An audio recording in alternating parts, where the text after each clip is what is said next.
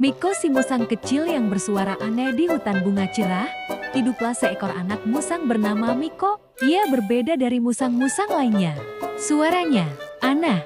Saat musang lain bersuara, kek kek kek, Miko malah bersuara, hihi, miu, ngok. Setiap kali Miko bersuara, hewan-hewan lain menoleh dan tertawa. Musang atau ayam nih, canda tupai Tino.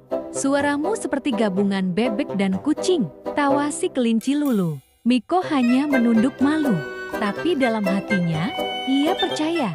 Suara ini pasti punya manfaat, aku hanya belum tahu kapan dan bagaimana. Diolok-olok, tapi tetap ceria setiap hari, Miko tetap ceria meskipun sering diolok. Ia membantu burung mengambil ranting, menolong semut menyeberangi sungai kecil, dan membawakan buah untuk rusa tua. Ia tidak pernah marah. Sampai suatu hari, anak-anak manusia datang ke hutan dengan gadget. Mereka merekam suara-suara hewan. Saat giliran Miko, mereka memencet rekaman dan hiknup. Mio. Anak-anak itu tertawa terpingkal-pingkal. Lucu banget, suara musang tapi kayak kartun. Mereka mengunggah video itu ke media sosial. Viral tanpa diduga dalam waktu 1 malam, video Miko ditonton 10 juta kali. Komentar netizen bermunculan. Ini hewan paling unik yang pernah aku dengar. Musang kartun asli, gemes banget. Bisa dijadiin ringtone HP dong.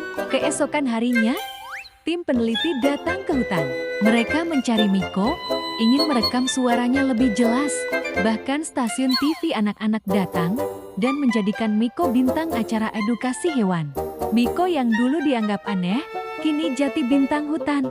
Kembali ke hutan, tapi tak terlupakan meski terkenal, Miko memilih kembali ke hutan. Ia tak ingin tinggal di kota, tapi kini semua hewan menyambutnya hangat. Tupai Tino berkata, "Maaf ya, Miko, ternyata suara anehmu adalah suara keberuntungan."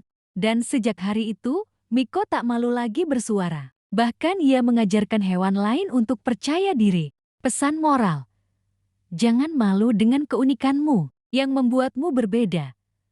Bisa menjadi kekuatanmu. Kebaikan dan kepercayaan diri akan membawa keberuntungan.